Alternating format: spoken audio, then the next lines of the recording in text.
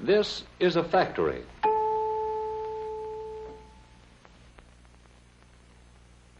This is a machine in the factory.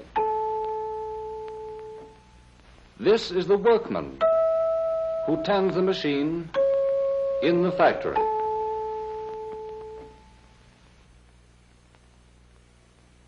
And this is what the workman makes on his machine in the factory.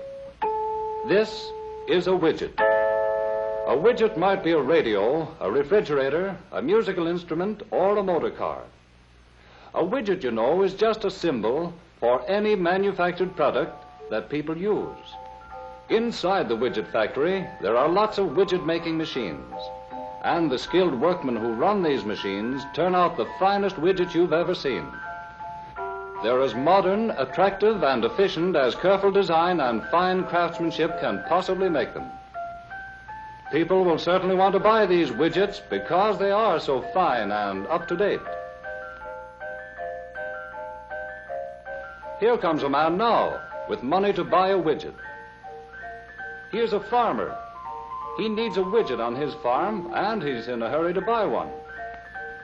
Here's your money, Mr. Widget Maker, and here's your widget, Mr. Farmer.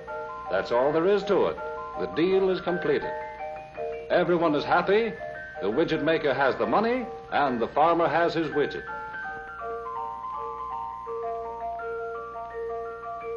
And here comes another man who wants to buy a widget.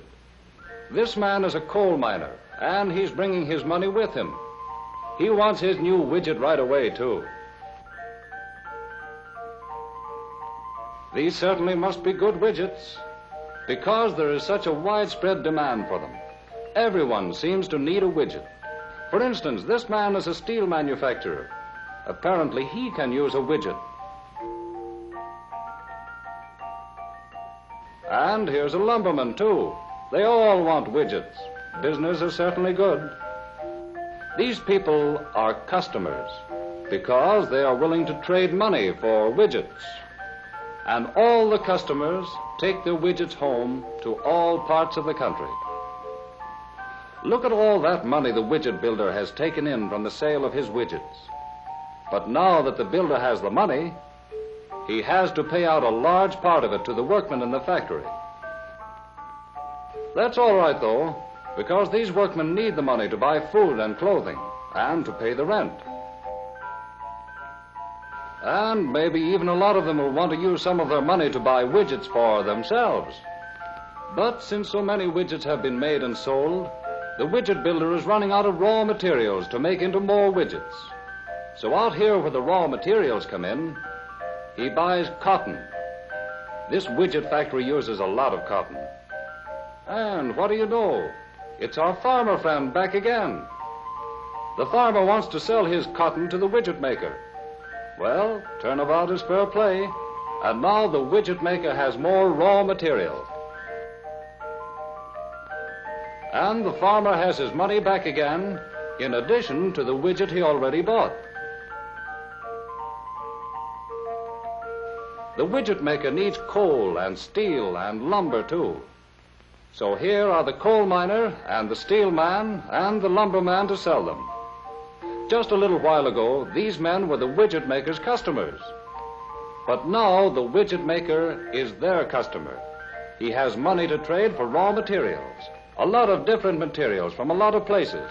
So the widget maker is a buyer as well as a seller.